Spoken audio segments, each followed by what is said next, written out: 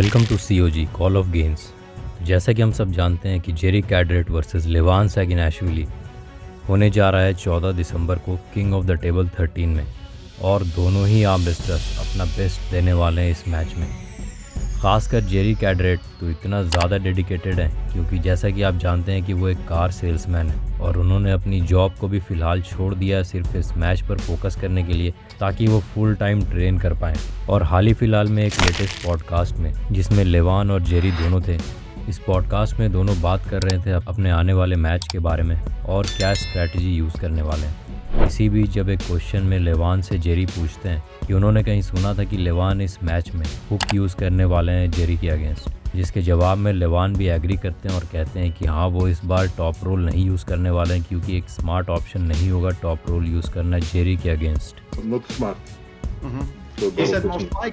most likely in a hook, because fighting you in a top roll is not a smart thing to do. Okay. और ये काफ़ी ज़्यादा rare होने वाला है क्योंकि ज़्यादातर हमने देखा है लेवान को टॉप रोल में ही पुल करते हुए, और रेयर केसेस में ही लेवान हुक पुल करते हैं। ये इतना रेयर है कि यहाँ तक कि कई बार कुछ लोग ये क्वेश्चन करते हैं कि लेवान हुक क्यों नहीं खेलते हैं और क्या उनका हुक उतना ज़्यादा स्ट्रॉन्ग है भी या नहीं उनके टॉप रोल के कंपैरिजन में। लेकिन लेवान का हुक भी काफ़ी ज़्यादा स्केरी है। आपने अगर डेवॉन के साथ इनके पहले मैच को देखा होगा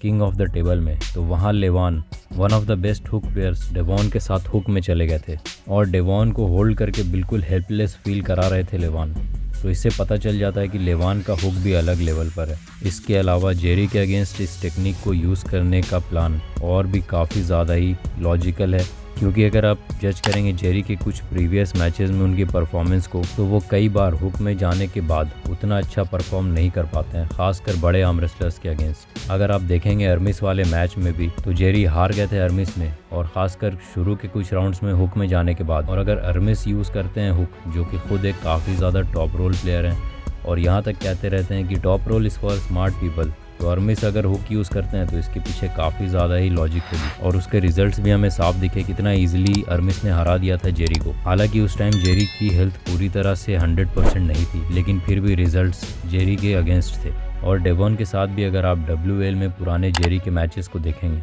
तो वहाँ भी डेवॉन ने कई राउंड्स हुक में जाने के बाद जेरी को हरा दिया था। तो इससे पता चल जाता है कि कहीं ना कहीं कुछ वीकनेस है जेरी की, अगर अपोनेंट काफ़ी ज़्यादा स्ट्रांग हो और हुक यूज़ कर दे जेरी के अगेंस्ट ही। और वहीं इसके अपोजिट जेरी की स्ट्रेंथ सबसे ज़्यादा निकल कर आती है टॉप रोलर्स के अगेंस्ट, जहां उनको अपने सिग्नेचर फ्लॉप प्रेस में जाकर होल्ड करने का मौका मिल जाता है और वो ज़्यादातर एक लंबी वार में अपने अपोनेंट को ले जाते हैं और फ्लॉप प्रेस कर देते हैं। चाहे आप इसका एलेक्स कर्डेशा के अगेंस्ट इनके लास्ट मैच में देखें, जहां एलेक्स टॉप रोल करने की कोशिश कर रहे थे और जेरी ने उन्हें काफ़ी ईजिली हरा दिया, या फिर इनके कुछ काफ़ी पुराने मैचेस भी, जैसे कि जॉन ब्रेजिंग के साथ भी इनका एक काफ़ी ज़्यादा लेजेंडरी मैच हुआ था, जहां जॉन ब्रेजिंग टॉप रोल करने की कोशिश कर रहे थे और बिल्कुल स्टिक हो जाते हैं एक पोजीशन में, और जेरी को यही चीज़ चाहिए होती है और यहाँ से उन्होंने जॉन ब्रेजिंग को भी हरा दिया था। तो लेवान का ये डिसीजन काफ़ी ज़्यादा ही सेंस बनाता है, और इससे एक चीज़ और पता चल जाती है कि लेवान जितने ज़्यादा स्ट्रॉन्ग है, लोग एक चीज़ को अंडर एस्टिमेट कर देते हैं कि वो उतने ज़्यादा ही स्मार्ट आर्म रेसलर हैं,